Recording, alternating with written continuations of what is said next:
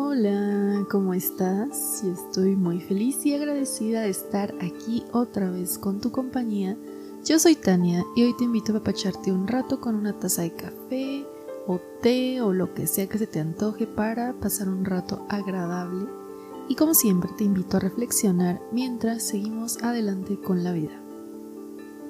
Hoy te propongo que pensemos en otra cuestión incómoda de la psique, llamada la sombra. Ya hay un episodio sobre el ego hace no mucho tiempo y me gustaría complementarlo con este episodio después de haber hablado ya de mitos y otras cosas. Creo que a veces tendemos a percibir a la sombra y al ego como aspectos malos, entre comillas, y eso hace que los confundamos un poco, o al menos eso me pasaba a mí durante mucho tiempo. Yo pensaba que sombra y ego eran términos que se referían a lo mismo, que era el mal que hay en cada persona básicamente. Sin embargo, habiendo profundizado en el trabajo de Jung, que es el que habla de estas cosas, y también ahora que estoy empezando a entrar más en cuestiones filosóficas, ya vi la diferencia muy claramente, y eso quiero compartir contigo en este espacio. Hablando de la psique, recordemos la teoría de Jung. Él propone que la mente se compone por el consciente, el inconsciente personal y el inconsciente colectivo. Después retomó las ideas de los arquetipos, de ahí salen los arquetipos primarios, que son el ego, el sí mismo, la sombra, la persona y el alma, que en su aspecto femenino llamó ánima y en el masculino animus. Bueno, los arquetipos también serían como subdivisiones de la psique. Podemos usar el arquetipo del yo, el de la persona, el del ánima. Los arquetipos son como cosas que podemos usar, moldes, patrones de comportamiento. Ya en los arquetipos secundarios o los que van después están el de la madre, el padre, etc. Y los usamos, por así decirlo, con toda nuestra psique. O sea, cuando nos paramos en un arquetipo, cuando encarnamos uno de estos moldes, ponemos ahí energía de nuestra mente consciente, pero también de nuestro inconsciente personal. Y además hay energía ahí del inconsciente colectivo. Voy a poner un ejemplo de cómo funciona esto con La Llorona. La Llorona es una leyenda muy famosa, creo que en toda Latinoamérica, no nada más en México, y trata de una mujer que ahogó a sus hijos en un ataque de locura. Y luego se arrepintió, pero ya era tarde, y ahora vaga por los ríos gritando ¡ay, mis hijos!, y busca niños para robarse. Y también espanta borrachitos. Pero bueno, cuando yo era niña me contaron la leyenda de La Llorona y obviamente me dio mucho miedo. Y me dio mucho miedo a nivel consciente porque en primer lugar yo vivía al lado de un río. También me dio miedo a nivel inconsciente de formas que yo no me daba cuenta en ese momento, porque sinceramente qué miedo que tu propia mamá pues te ataque. Y yo me di cuenta muchos años después de que ese fue un miedo inconsciente de mi infancia, porque bueno, si está en el inconsciente significa que no lo sabes. Y por último se le suma la carga del miedo colectivo, porque cuando alguien mencionaba La Llorona, cuando éramos niños todos nos poníamos tensos. Recuerdo que una vez tuve una fiesta de cumpleaños y uno de mis amigos empezó a contar historias de miedo, y ahí estábamos en el patio de la casa al lado del río, ya estaba oscureciendo, y de pronto todos pasamos de estar riendo y gritando a quedarnos callados y escuchando a La Llorona y volteando para atrás a que no se apareciera. Como que el ambiente ahí cambió. Y se acabó la diversión temporalmente porque ya todos sabíamos pues que La Llorona pasa por el río y colectivamente hay miedo hacia La Llorona. Todos hemos escuchado historias de gente que la ha visto o que la ha escuchado o cosas así. Entonces sabemos que La Llorona existe y que persigue niños y nos da miedo, aunque en teoría busca niños y los adultos también le tenemos miedo de pronto. Pero bueno, ¿por qué nos da miedo a los adultos? ¿Y por qué también asusta a los borrachitos? Son las cuestiones, porque si persigue niños está claro que le tiene que dar miedo a los niños, ¿no? Eso es lógico y racional, eso está en la conciencia. Y si es un cuento para que los niños se porten bien, pues ¿por qué los borrachos la oyen? ¿Por qué algunos adultos también? Bueno, es que no nada más es un cuento para asustar a los niños y que se porten bien. Es un cuento que habla sobre cualidades humanas en general. Y hay algunas de las que normalmente no hablamos, como por ejemplo lo de una mujer que ahoga a sus hijos, que los lleva a un destino fatal porque perdió la razón, porque se enamoró. Y es que hay algo de esa historia que encaja con una parte de nuestra realidad, porque todos hemos perdido la razón por un enamoramiento.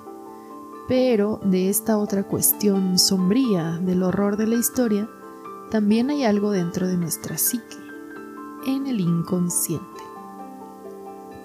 El inconsciente es esa parte de mi mente que yo no volteo a ver, que me es ajena.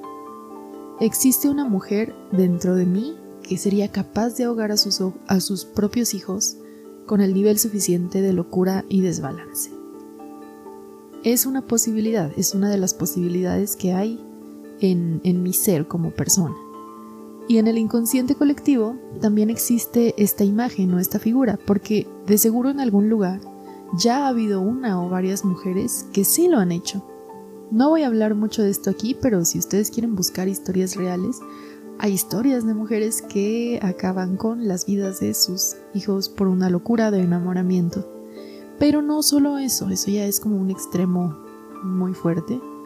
Hay mujeres que simbólicamente ahogan a sus hijos. Y esto no significa necesariamente que les quitan la vida física, pero sí los ahogan estando sobre ellos, imponiendo sus decisiones, no dejando que vivan su propia vida simbólica, cosas así. Así que en el inconsciente tanto personal como colectivo existe la Llorona y es muy real. Y luego pasa que cuando uno está borrachito, pues es más fácil quitar las barreras entre consciente e inconsciente y hacer cosas que no haríamos sobrios, pero que tal vez sí tenemos deseos de hacer, como cantar en el karaoke o pelearnos con alguien. Se bajan estas barreras entre la conciencia y la inconsciencia y es ahí donde entra el contacto con la sombra. Así que la sombra es el inconsciente, todo lo que yo considero como algo ajeno a mí. Por ejemplo, yo sé que aunque viví al lado de un río, yo nunca escuché y ni vi a la Llorona. Eso está en mi conciencia.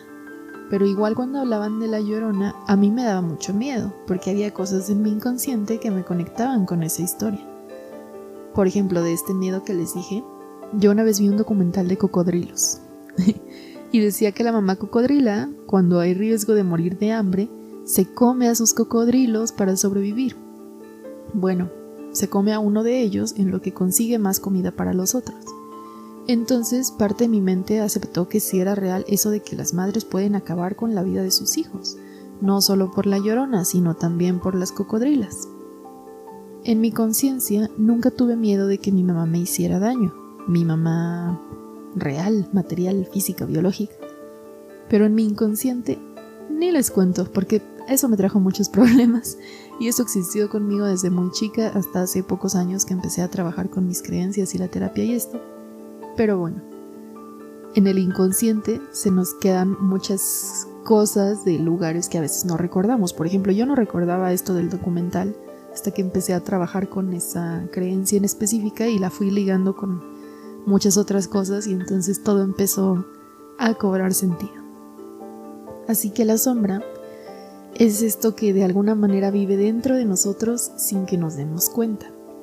Y en la sombra puede haber creencias, emociones, experiencias. En el caso de algunos eventos traumáticos no recordamos lo que pasó, no alcanzamos a recuperar todos los detalles. Esa experiencia está en sombra hasta que pase a la conciencia y consigamos recuperarla si es que lo logramos y queremos. También, por ejemplo, si reprimimos mucha tristeza o enojo, esa emoción queda en la sombra, en el inconsciente. Ahí cuando tomamos un poco de alcohol salen las lágrimas que de otra manera no salen. Y también las risas, Hay gente que no se ríe a menos que tenga unas copitas de más encima, porque así se desconectó un poco de la parte lógica que constantemente está diciendo eso no se hace, no puedes disfrutar la vida. O una muy común es la de los hombres no lloran, entonces ya con los alcoholes esa parte se silencia y al fin uno puede llorar en paz. Pero no solo es con el alcohol, esa es la que se me ocurrió como la más común, pero también en el sueño hay personas que hablan cuando están por quedarse dormidas y dicen muchas cosas aparentemente sin sentido, pero que tienen relación con la expresión de ciertas cosas que no están del todo en el consciente, o con otras sustancias que inhiben la racionalidad, como las famosas plantas de poder. Y otra vez accedemos a las cosas sin ese filtro de razón y lógica y conciencia que siempre tenemos. En fin, hay muchas formas de acceder a la sombra y volverlo inconsciente consciente. Pero esto no necesariamente es malo. Sí, puede ser que en el inconsciente se encuentren, por ejemplo, nuestros instintos asesinos, porque todos los tenemos por simple supervivencia, pero no es como que a diario estamos pensando en eso. O bueno, habrá quien sí, y para esa persona no están en sombra, están a la luz del consciente. Pensemos, por ejemplo, ahora en los criminales. La mayoría de nosotros tiene esta idea en la conciencia de que no hay que lastimar a la gente, no hay que asaltar, algo así. Para los criminales, estas ideas, estas normas morales están en la conciencia. Perdón, en la inconsciencia. Me refiero a que saben que está mal eso, sí hay algo de conocimiento, pero deciden negarlo. Dejar esa norma moral en el inconsciente, donde no la voltean a ver más que muy de vez en cuando, pero no la aceptan como parte de su vida. Entonces, esa norma moral casi que no existe para ellos, aunque sí existe en una parte más recóndita de su psique. Es por eso que hay personas que jamás se atreverían a hacer algo, ni siquiera a considerarlo, y otras que sí. Todo depende del sistema de creencias, de las creencias que están en el consciente y las del inconsciente. Aquí se me ocurre también el ejemplo del aborto, ¿no? Es un tema muy polémico porque hay personas que lo ven como algo que jamás en la vida podrían hacer. Y otras personas para las que realmente no es tanto problema, es como, bueno, pues sí, normal, casi. O a lo mejor no normal, pero pues algo aceptable. Tiene que ver con el sistema de creencias de cada quien. Volviendo a la sombra, ya que la sombra es todo lo que no sabemos que tenemos o que negamos tener, o que tal vez desearíamos no tener. ¿Has escuchado esta frase de "a lo que te resistes persiste"? O hay otra que dice "lo que niegas te somete". Es que internamente se requiere mucha energía para pelear con una creencia que quiere salir a la luz de la conciencia. Y para explicar este proceso voy a poner otro ejemplo. Supongamos que yo soy una criminal, una persona que asalta. A lo mejor en algún momento me llega el remordimiento y empiezo a pensar que está mal esto que hago para ganarme la vida. Entonces la regla moral de asaltar está mal comienza a pasar de mi inconsciencia a mi conciencia, de la sombra a la luz, al yo, al ego, a lo que soy y reconozco como mío. Pero resulta que con esta norma, pasando a la luz, me empiezo a ver como que soy una mala persona. Y a mí no me gusta verme como una mala persona. Así es que no, mejor no acepto esta norma que me dice que lo que estoy haciendo me hace mala persona. Además, yo le doy dinero a los viejitos, alimento a mi familia, voy a la iglesia, hago cosas buenas en mi vida de asaltante. Me niego a creer que soy una mala persona. Pero una vez que hubo ese primer atisbo de conciencia, ese primer pensamiento de tal vez lo que estoy haciendo está mal, ya se iluminó una parte de la sombra y ya comenzó el proceso de pasar hacia la luz. Y mientras yo siga resistiéndome a este proceso, esta idea me va a seguir atormentando. ¿Qué tal que sí soy una mala persona? ¿Qué tal que estoy haciendo más daño que bien? ¿Qué tal que, bueno, muchos cuestionamientos? Si yo elijo reprimirlos y reprimir el proceso, voy a necesitar mucha energía para pelear con el inconsciente. De hecho, el inconsciente, la sombra, siempre va a ganar. Eventualmente la mentira saldrá a la luz. Pero yo puedo retener las cosas en la sombra el tiempo que quiera. Nada más que durante todo ese tiempo no voy a tener la conciencia tranquila y voy a cargar con ese peso. ¿Qué pasa si yo no me resisto al proceso? Si dejo que la idea venga de la sombra a la luz. En primer lugar, habrá una crisis. Y dependiendo de qué tan arraigada esté la creencia, hasta puedo tener una crisis existencial, si esta es una creencia base que sirve de soporte a otras. Por decir, yo podría pensar que soy como Robin Hood, que asalto a los ricos para ayudar a los pobres, y por lo tanto lo que hago tiene bastante sentido. Pero si resulta que hacer esto me hace ser una mala persona, y yo no quiero ser una mala persona, entonces ahora ¿cómo me gano la vida? Ahora ¿cómo voy a hacer el bien si no sé hacer otra cosa? Porque esto he hecho toda mi vida. Ahora ¿cómo voy a existir? Y no solo eso, ¿cómo voy a llevarle orgullo a mi familia?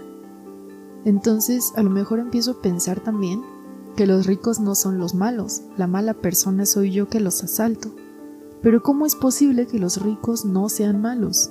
Si eso me dijo mi abuelita, y eso me dijeron todas las novelas de Televisa. ¿Que nada de lo que sé es real? ¿Por qué? Porque nada de lo que estoy pensando encaja con mi realidad. Así que este proceso viene con mucho dolor.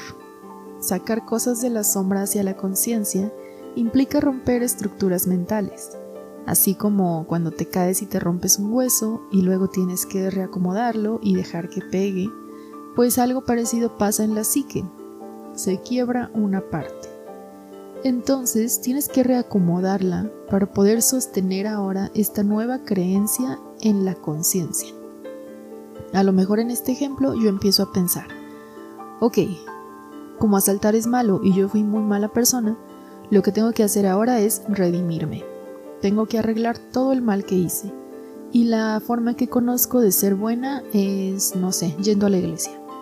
Así que me voy a volver ayudante de la iglesia y así voy a poder seguirle haciendo bien a mi comunidad.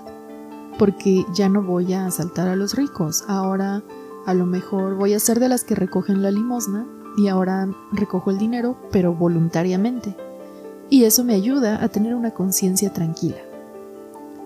Si alguien de pura casualidad recoge limosna en la iglesia, por favor, es solo un ejemplo, no tengo nada contra las personas que hacen eso, ni me estoy basando en hechos reales, fue lo primero que se me ocurrió, ¿vale?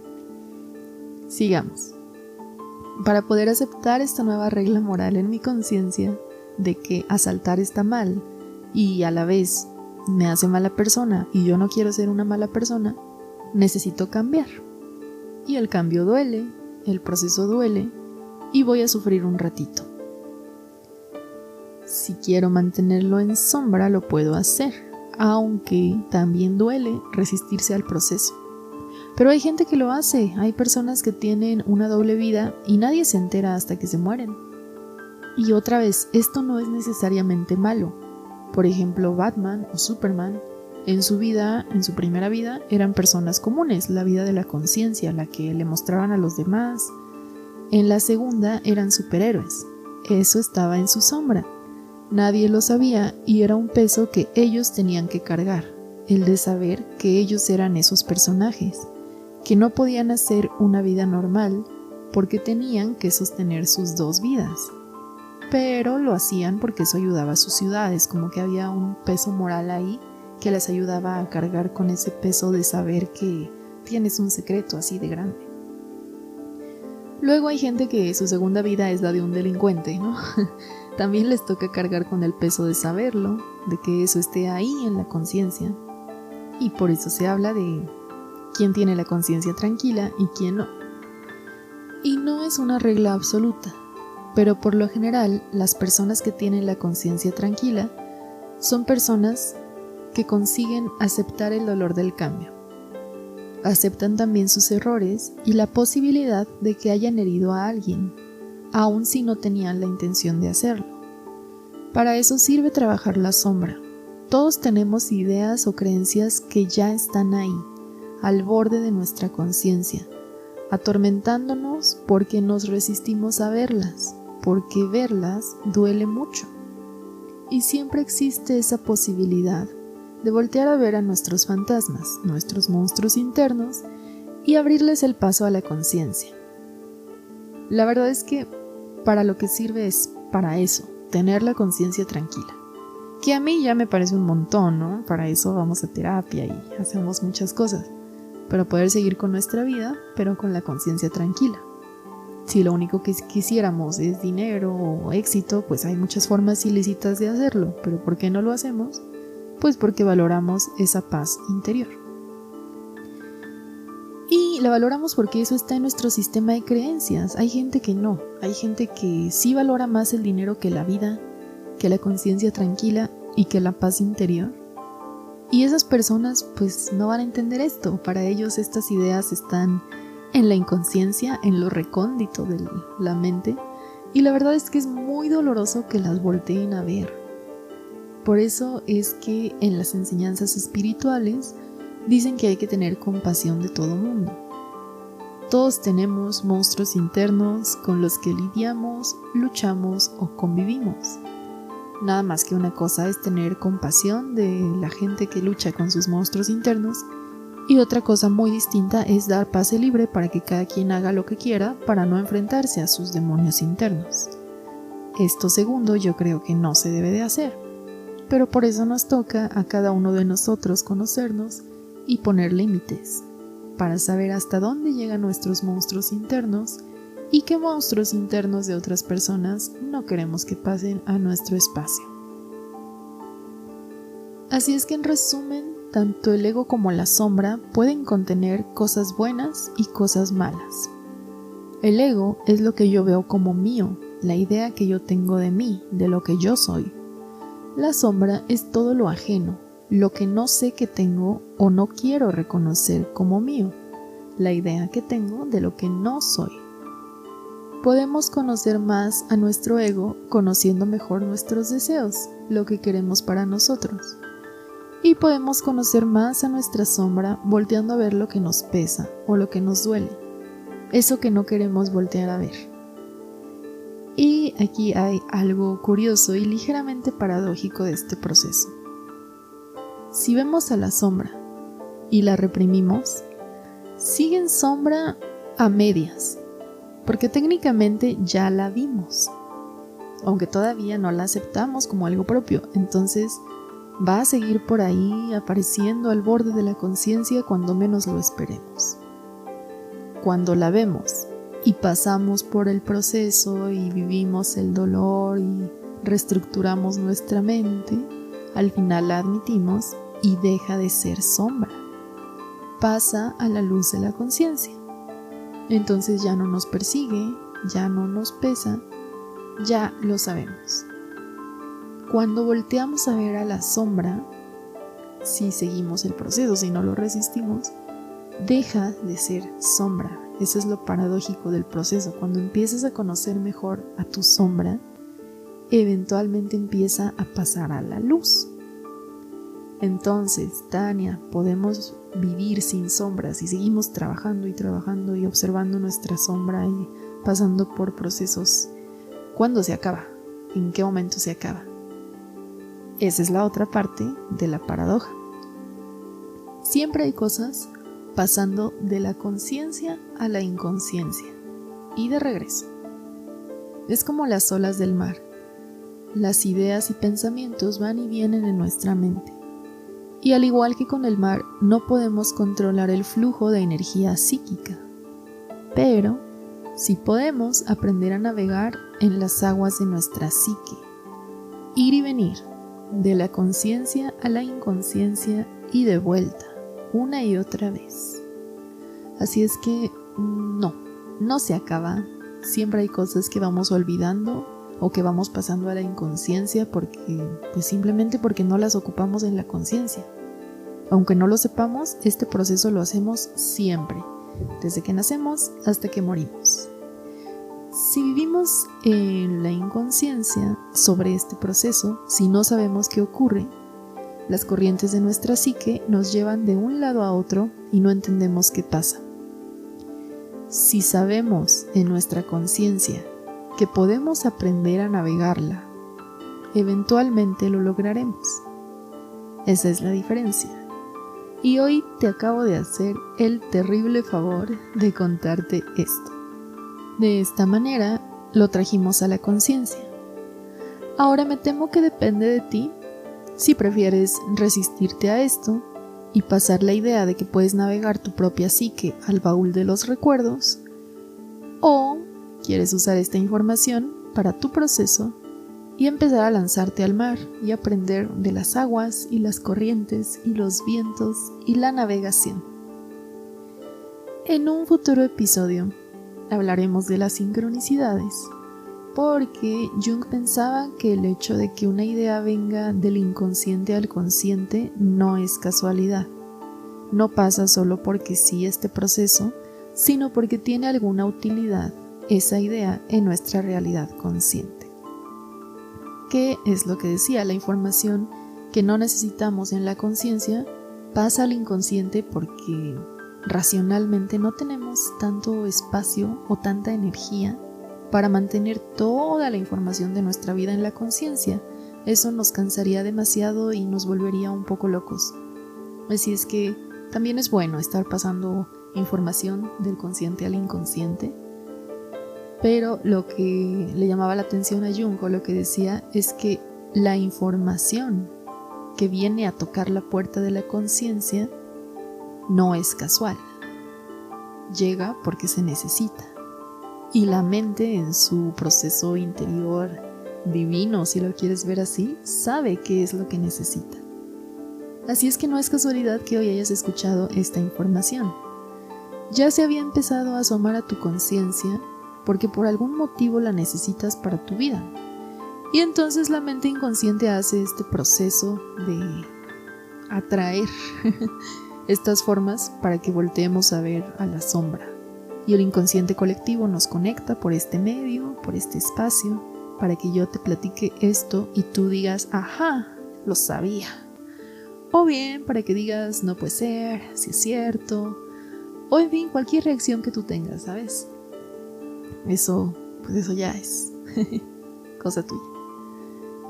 Espero que hayas disfrutado el episodio de hoy. Muchas gracias por tu presencia constante, lo aprecio mucho. Y ya sabes que si hay algo que quieras compartir, puedes hacerlo por aquí en los comentarios, en Spotify, YouTube o por correo a cafeterapiamexico@gmail.com. Y también si quieres proponer un tema para que charlemos, puedes decirme y yo lo apunto por acá en la lista de pendientes. Te mando un abrazo grande y nos vemos a la que sigue. Bye.